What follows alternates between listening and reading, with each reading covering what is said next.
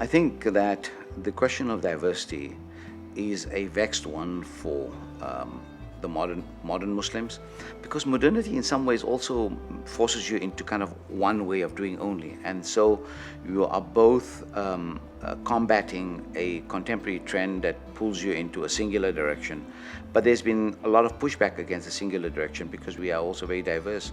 We have our different temperaments, backgrounds, histories, and so on. So similarly, the Quran gives us a beautiful simile of the bee that goes into the various flowers and fruits in the orchard, and from there takes different kinds of nectar to create this beautiful substance called honey that carries the effects of the orchard. If it's a citrus orchard, the honey will have the citrus flavors, apple will have the flavors, sunflower will have the flavors.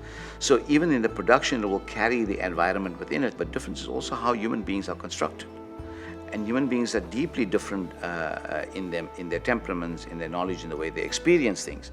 And therefore, we need to pay a lot more attention to that.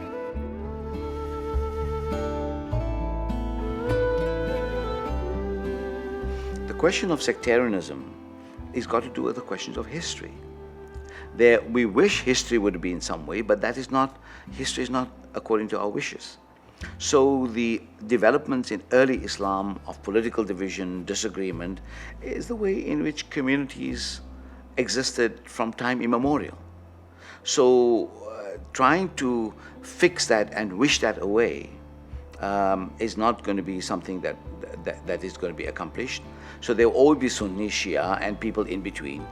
And therefore, what we need to learn is what is the civility to live together with Sunnis and Shias and people of other kinds of persuasions within Islam.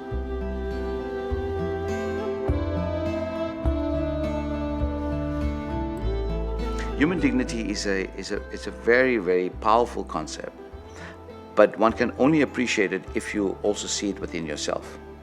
So if you respect yourself, if you have self-dignity, then you see the dignity in others. And that means it begins with you. The reason why one can completely flatten the other person, completely insult another person, completely destroy another person physically in other ways, is because one has forgotten who you are. You've forgotten who you are and where you come from.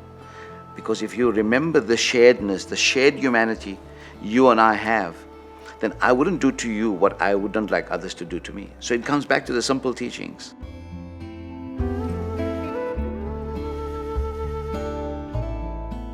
You have figures like Ibn Arabi, a major figure from 14th century Muslim Spain who is buried today in Damascus, who talked beautifully about, in a great poem. The poem translates as, "My heart has become a receptacle for every form.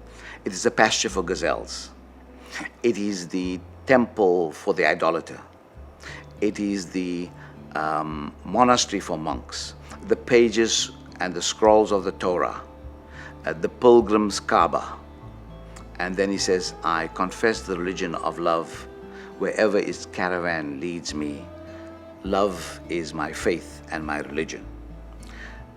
Now, it takes something for one to see within the various ways in which humanity have been created and the way humanity connected to the divine, that someone like Ibn Arabi can see the beauty in all of that.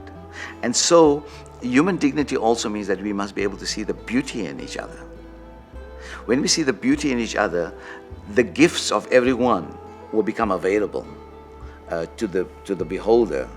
And in that way, we will connect in bonds that will make us different, but yet caring.